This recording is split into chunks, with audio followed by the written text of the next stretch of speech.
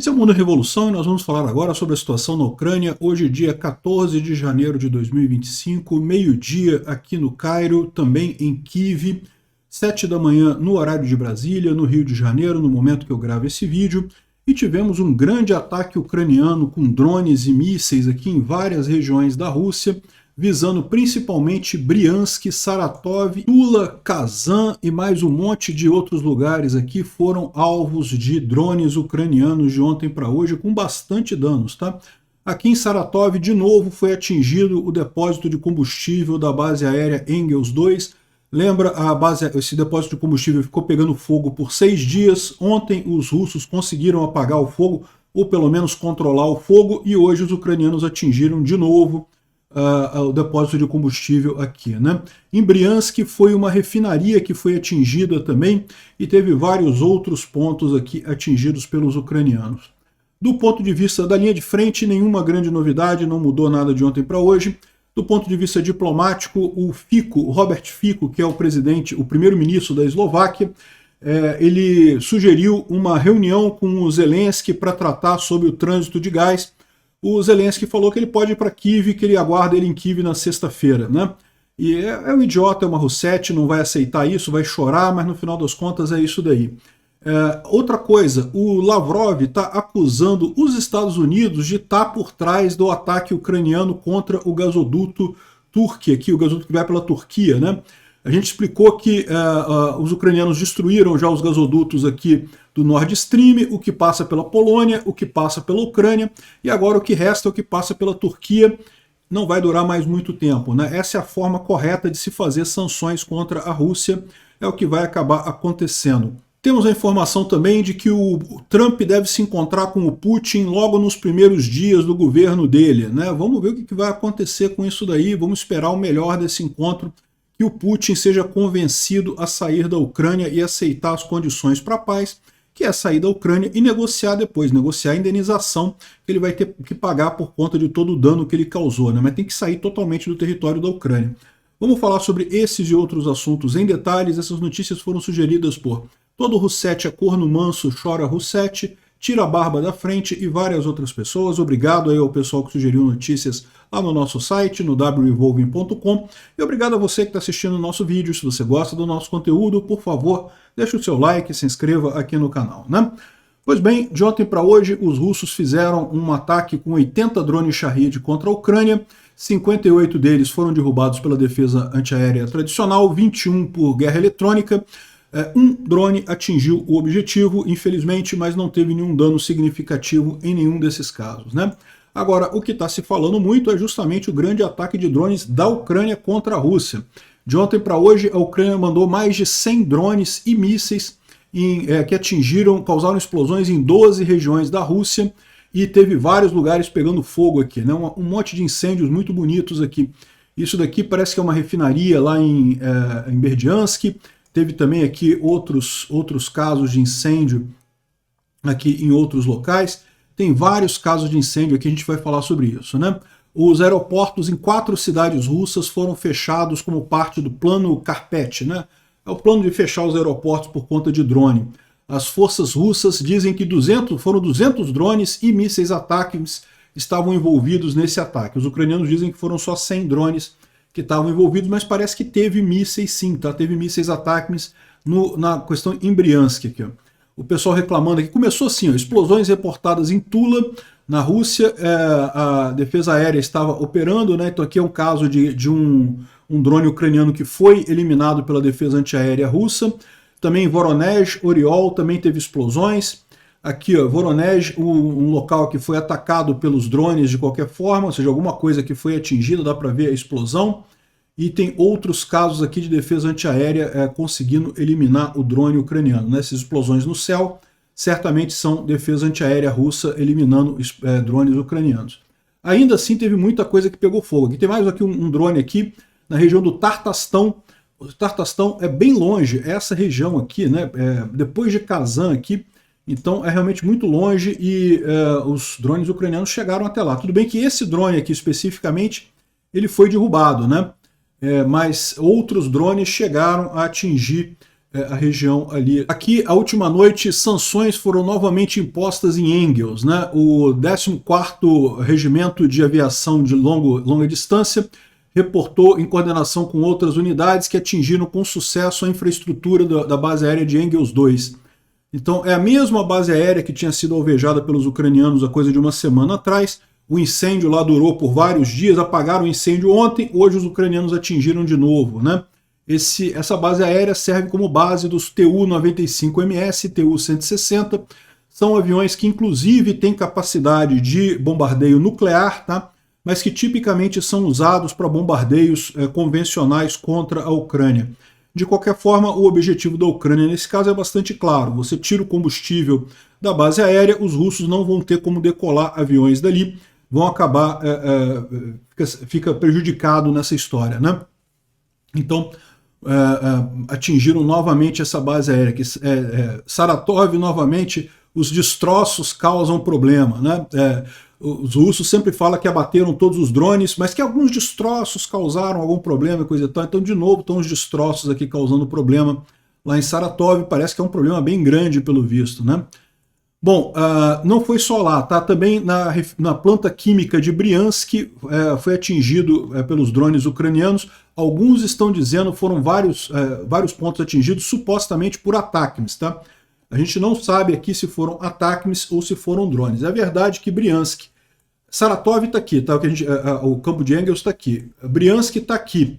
É essa região que foi atingida. Aqui, em tese, o alcance dos ATACMS está valendo. Então pode ter sido ATACMS que fez esse ataque aqui, né? Segundo a Daniele fala aqui, não houve imagens de drones e nem defesa antiaérea, ou seja, foi tudo muito rápido. As explosões foram muito grandes, o que indica potencialmente mísseis balísticos, ou seja, os ATACMS contra a Rússia, né? Pode ser também que sejam outros mísseis balísticos ucranianos. A gente sabe que os ucranianos estão desenvolvendo novos mísseis balísticos ali. Pode ser que seja alguma coisa desse tipo. A planta está sob observação já nos últimos meses, né, por uma série de razões, e a primeira delas é a expansão de atividades, ou seja, parece que os russos estão expandindo a atividade nessa planta química que tem ali, né? Isso pode ser usado, isso pode estar sendo usado para alguma coisa militar ali na região, ou então para vender produto para o exterior, né? Então, os ucranianos foram lá e atingiram essa planta. A gente não sabe exatamente o que é isso daqui, mas entendendo a importância desse ataque, é preciso entender o que essa planta produz. Apesar do nome genérico, essa planta tem um papel crucial na produção de materiais de guerra. Produz explosivos e propelantes, né, para vários sistemas.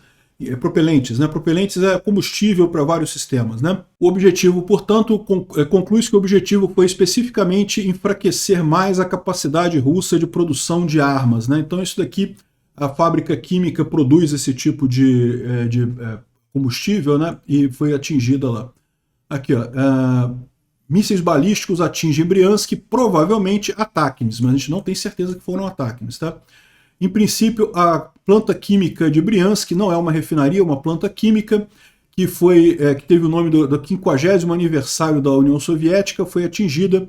Essa planta militar, entre outras coisas, é um local de fabricação de munição e melhoria de sistemas de defesa, né? Uragan, Grad, Tornado G, sistemas de lançamento de foguetes e mísseis. A planta está pegando fogo depois de vários ataques ali. Excelente notícia isso.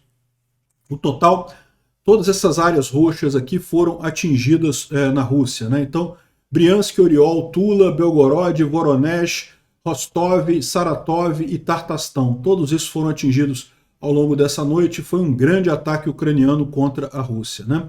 O pessoal estava reclamando muito, os russos aqui, né? Estão bombardeando com muita força, a casa está tremendo, os animais estão chorando e não sei o que lá. Os animais estão chorando, dá para ver você chorando aí no Telegram russo, né?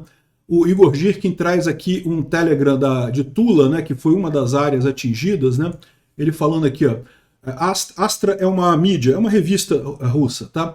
Descobriu que pelo menos 3 empreendimentos foram atacados nessa noite e pessoas foram feridas, né, e trabalhadores foram feridos. De acordo com a Astra, fragmentos de vários drones, sempre o fragmento do drone, tá? Nunca é o drone que acerta. Curiosamente, acerta exatamente o alvo, exatamente os empreendimentos que deveria acertar. Mas é só o fragmento do drone que cai ali, né? Não tem, aqui ó, o território da planta química de Aleksink, esse aqui é outro, tá? Esse aqui é Tula, tá? A gente falou aqui, esse aqui é Briansk, Tula é aqui, ó. Tula é mais para cima aqui um pouquinho, cadê Tula? Tula tá aqui, ó. Aqui, ó, aqui esse lugar de Tula que foi atingido também, Alexin, que foi atingido também aqui segundo o pessoal, né? Não há informação sobre danos à planta. De acordo com os dados abertos, a planta é especializada na produção de polímeros e materiais compósitos. Em 2023, em julho de 2023, a planta foi adicionada às regiões de bloqueio, né, às sanções americanas, como estavam dizendo que eles estavam produzindo produtos para munição, ou seja, estavam produzindo coisas para guerra. Então a planta foi incluída nas sanções da Ucrânia e dos países europeus. E foi dita que esse empreendimento produz produtos para pólvora e cartuchos e munição para as forças armadas russas. Então é isso. Esse ataque ucraniano teve esse objetivo, né? Em adição, também caíram na local da planta térmica de Alexinskaya e, portanto, as janelas de algumas oficinas foram danificadas. De acordo com eles, a planta térmica é parte de uma suprimento ali para a margem esquerda do rio Alexin, que é perto da cidade ali. Os drones também atingiram o Tolakermet, que é em Tula, que antigamente era conhecido como Novotulsk Metallurgical Plant, ou seja, uma planta metalúrgica, que também está envolvida com o ataque de guerra. Então você repara que os destroços dos drones, que foram todos derrubados, mas os destroços deles caíram exatamente em 3 empreendimentos que produziam materiais bélicos ou que ajudavam o esforço de guerra russo, né? Então, evidentemente que não foi destroço coisa nenhuma, os drones atingiram isso daí. A gente ainda não tem informação sobre os estragos causados, mas certamente esse foi o objetivo, né? Além disso, lá em Tula, parece que um hospital está pegando fogo. Não se sabe se isso daí tem a ver com um destroço de drone também, se também foi alvo de um drone, ou se isso daqui é uma coisa totalmente independente. Não sabemos o que está acontecendo, mas fato, atacar um hospital militar não é permitido pelas convenções de Genebra, mas pode ter sido um drone que estava indo lá para a refinaria, foi derrubado pelos russos e aí caiu em cima do hospital. Pode ter sido isso. Ou então não tem nada a ver, foi só um incêndio mesmo. A gente tem visto um monte de coisa pegar fogo na Rússia, realmente o padrão de combate a incêndio deles lá não é dos melhores, né? Bom, além disso, o Vladimir Ferchenko, que é um empregado do FSB, do Departamento de Contra-Inteligência, foi morto dentro do Ministério da Defesa. Olha só, né, a briga... eu acho pouco provável que isso tenha sido a Ucrânia fazendo isso, tá? Porque o cara estava dentro do Ministério da Defesa russo. Imagina-se que é difícil você plantar um espião dentro do Ministério da Defesa russo e fazer uma ação dessa. Você pode até plantar o espião, mas o espião tem que ficar calado, porque se ele aparecer, né, é complicado. Isso daí pode ter sido, como ele era de contra-inteligência, ele identificou algum espião, e aí o espião, né, eliminou ele, é a alternativa. Não sabemos o que aconteceu ainda. O fato é, o rapaz apareceu morto, parece ser, a teoria mais provável é que foi um disparo acidental. Pode ser. Acontece muito na Rússia, o pessoal cai de janela, toma um chazinho e passa mal, né, tem um disparo acidental na própria cabeça, é uma coisa que é muito comum lá na Rússia. Bom, na linha de frente, como eu falei para vocês, não tem nenhuma grande novidade, assim, continua o mesmo esquema que a gente tem visto nos últimos dias, os russos avançando alguns milímetros, mas sem motivo nenhum, sem nenhum avanço estratégico significativo, ou seja, ao longo de 2024 inteiro, eles ocuparam 0,06% do território ucraniano, ou seja, nada, estão morrendo em grandes números, particularmente a troco de nada. De qualquer forma, os ucranianos destruíram um BM-21 aqui, um lançador de mísseis russo, totalmente destruído aqui por drones ucranianos, né? Outra coisa curiosa é um russo capturado que pediu para não ser trocado, ele quer ficar na Ucrânia, né? Ele sabe que se ele voltar para a Rússia vai ser mandado para a linha de frente de novo e pode não ter a mesma sorte de ser capturado dessa vez, pode acabar sendo morto, né? Então ele prefere ficar na Ucrânia mesmo. Não sei o que vai acontecer com ele, vamos ver o que os ucranianos vão decidir aqui, né? O Instituto para o Estudo da Guerra fala sobre os avanços russos na região de Pokrovsk, a gente já falou sobre isso nos últimos dias, continua a mesma coisa, avanços milimétricos sem nenhuma ocorrência especial, né? Bom, o ministro da Defesa alemão, o Boris Pistorius, chegou em Kiev numa visita não anunciada, e ele quer justamente fazer uma previsão aí do apoio alemão para a Ucrânia. Excelente notícia, tomara que venha mais apoio por aí, né? O Fico está chateado. O Fico, se vocês sabem, é o primeiro-ministro da Eslováquia, e ele está muito triste porque ele comprava gás russo baratinho na empresa dele, revendia para os eslovacos mais caro, e agora não vai poder mais fazer isso porque a Ucrânia fechou a torneirinha de gás para a Eslováquia, né? Então, triste com a parada de gás russo para a Ucrânia, o primeiro-ministro da Eslováquia escreveu uma carta aberta para o Zelensky. Ele diz que tem ideias diferentes sobre a estratégia para acabar com a guerra Rússia-Ucrânia e que parou de fazer ameaças contra refugiados ucranianos na Eslováquia. Eu quero continuar um diálogo construtivo com o primeiro-ministro da Ucrânia, o Denis Shmyhal. Não falou no Zelensky, falou no Denis Shmyhal, que é o primeiro-ministro da Ucrânia, né?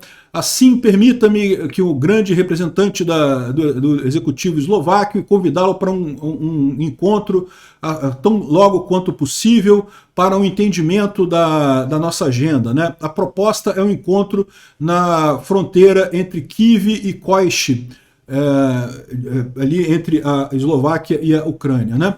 O Zelensky respondeu aqui falando, ok, venha na sexta-feira. Vem a Kiev na sexta-feira. Você quer conversar? Pega um trem aí, chega aqui em Kiev, a gente conversa aqui, não vai ter problema nenhum. Vamos bater um papo, né?